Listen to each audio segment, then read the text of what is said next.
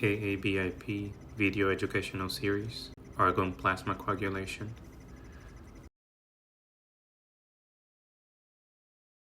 Argon plasma coagulation is a non-contact thermal modality that uses argon gas to deliver an electric current to the tissue.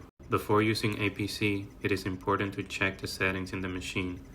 For this example, we are adjusting the wattage and the flow of argon gas. It is important to keep the flow of argon gas less than 0.8 liters per minute to minimize the risk of air embolization. This is a straight fire catheter where the argon gas flows straight out of the tip. A circumferential fire catheter is also available, which delivers the argon gas around the tip of the catheter. Before delivering the current, you must ensure that the FiO2 is below 40% to reduce the risk of airway fire. To avoid damage to the bronchoscope, it is recommended that the tip of the catheter is advanced around 3 to 4 millimeters from the tip of the scope. The blue pedal is pressed to deliver the electrical current to the tissue as seen in the left lower corner.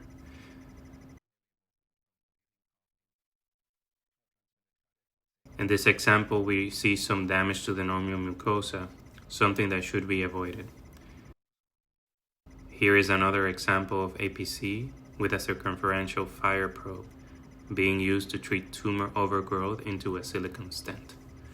The same principles apply here as with the straight fire catheter.